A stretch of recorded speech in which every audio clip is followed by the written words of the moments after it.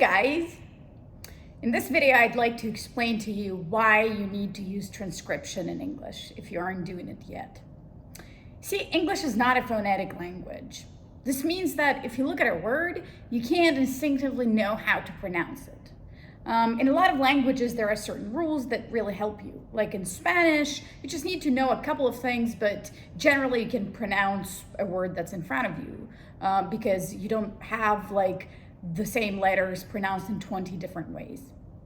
But that's the case with English. In English, when you look at a word, you can guess how to pronounce it. And over time, you're going to get much better at doing that.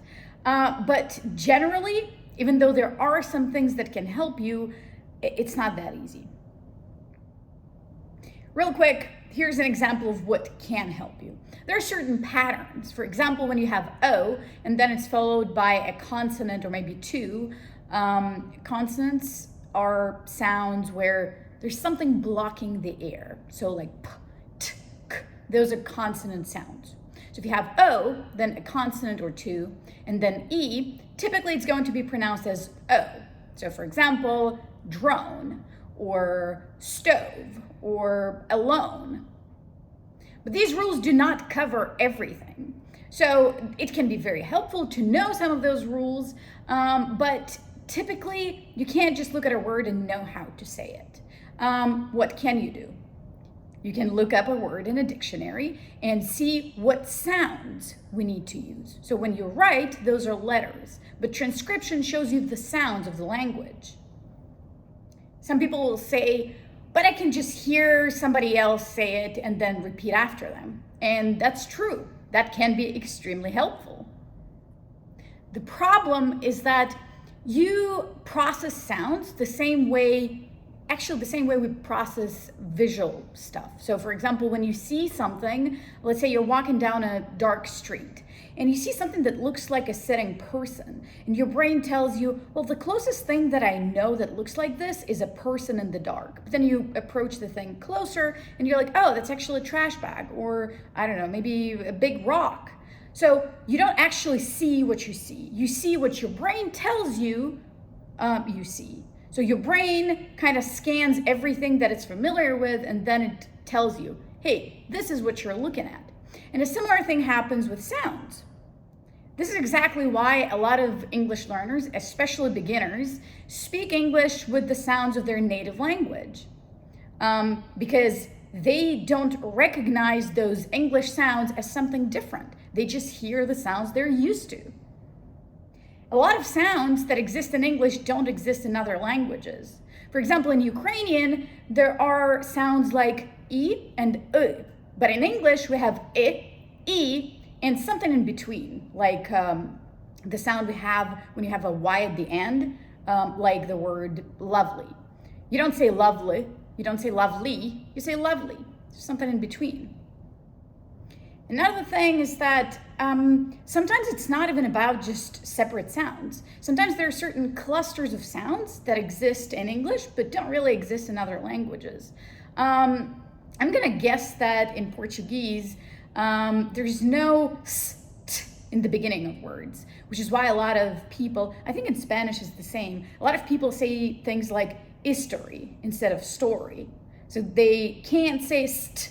They're not used to that cluster of consonants, so they feel the need to add that extra E in the beginning.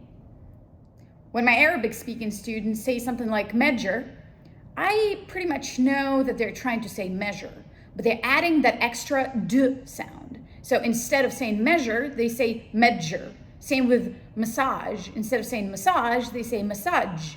And most of the time, it's possible to tell from the context what they're trying to say, but not always.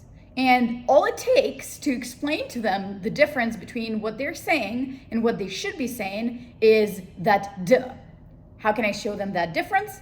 I can just pull up a dictionary, show them a transcription, just handwrite it myself and say, hey, look, you are saying D and J, but it should be just J. And obviously it's still gonna take some practice and some figuring out, some ear training, but over time, they're going to get comfortable with it and they're gonna say it correctly. And next time they come across a word that has in their opinion, the j sound, they might question it and be like, let me look it up in the dictionary. Is that a j like in job or j like in measure? So this ability to use transcription is really something that gives you independence. Now, obviously, it's not important that you speak with a perfect accent, whatever the hell that might be. There's like a ton of accents. But what is important is that you don't say things like piss instead of peace or bitch instead of beach. So how would you know how to pronounce these correctly? You can look them up in the dictionary, and you should already know that there is a symbol for E and a symbol for I, and you're gonna know which one you need to say. See, all this talk about how you don't need to have a perfect accent, you need to keep your accent, that's all fine and dandy. But we do need to realize that your ability to express your thoughts clearly affects your communication with other people. If somebody is struggling to understand what you're trying to say, it's going to make interaction with you effortful. And if it's effortful, people are going to naturally avoid you. It might not be something like, oh, that person speaks unclearly, so I'm just not going to deal with them. But it's something we do instinctively. It's awkward. When somebody's trying to say something, you know they're trying, but you have no clue. So you're not going to be like, hey, I don't understand what you're saying. Most people are just going to try and avoid those people. English learners probably realize how difficult it might be, so they might be a little more flexible here. But a lot of native speakers don't know what it's like to be learning a foreign language. And you need to understand that you don't want to make your communication with them effortful. It's basically shooting yourself in the foot. I can only imagine how difficult it is for my Chinese students, or for all Chinese students really, especially people who are just starting learning English now. Because, for example, I had this one student from China, and she absolutely could not hear the difference between three sounds, l, n, and n. To her, those were the same. So words like collect and connect, they were the same. And sometimes she'd say one word and then she'd say another. And it took an insane amount of effort from both of us to fix this. So we had to make sure that she knew about the difference, that it existed, because she hadn't known that before. Then we needed to practice it. We needed to do some ear training. So we did a bunch of things, like she watched some videos, she had to spot words with this sound, with that sound. We practiced a lot with spaced repetition, of course, meaning we'd practice, some time goes by, we practice again, and we did that a lot. And now she mostly can tell the difference and say them correctly, but sometimes it still takes me being like, hey, repeat that word. She's like, oh, I low, blah, blah, blah. And I'm like, low? She's like, oh, no. So it takes a lot of effort. But that first step was the ability to recognize it, and sometimes look it up in the dictionary. Like l and n, if she knows the spelling, now it's not a problem. But it's sometimes still challenging with n and n. Yes, there are patterns, like in ing, it's usually n, but still, transcription makes that much easier. I've been teaching English for over a decade now, and I'm pretty good at trying to figure out what my students are saying, even if they're not using the right sounds. But most people are not like that. So my students are super comfortable talking to me. They know that I'll be able to understand.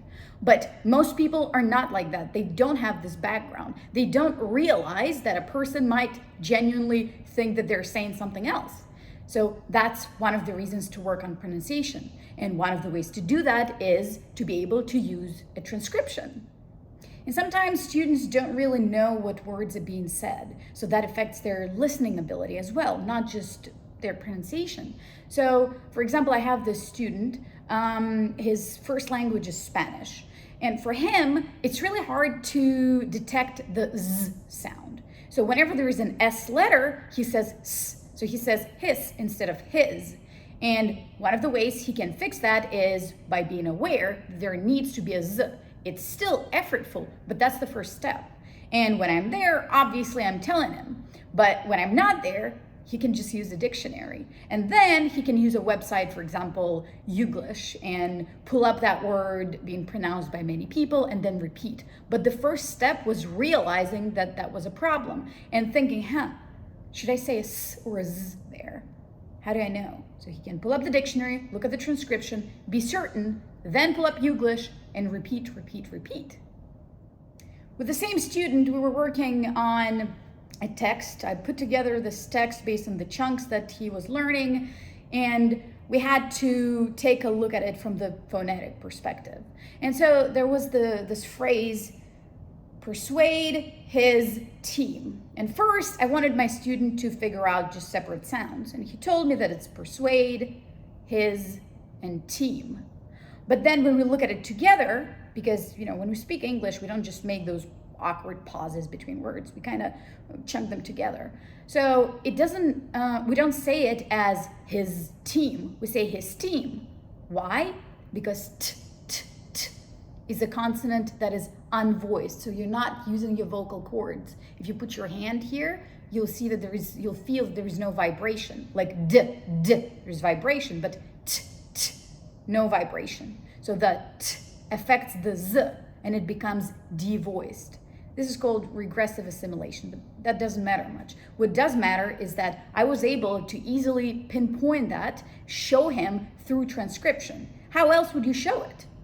So another reason to use transcription is that's how you can approach the learning of connected speech, meaning that's how you can learn how the pronunciation changes when we say words together in a sentence. How could I explain this without transcription? It wouldn't be easy. Even if I came up with some other way, it wouldn't be efficient. This is easy. If he knows transcription and I know transcription, I can show him, look, this is what happens, z turns into s. That's it. So transcription is also important for your listening skills and for your ability to learn more about connected speech and how we speak when we do not separate words, which is what we always do when we speak. So to recap, transcription makes you really independent. It allows you to see how we say words, not just how we write them. It allows you to improve your listening skills and learn more about connected speech.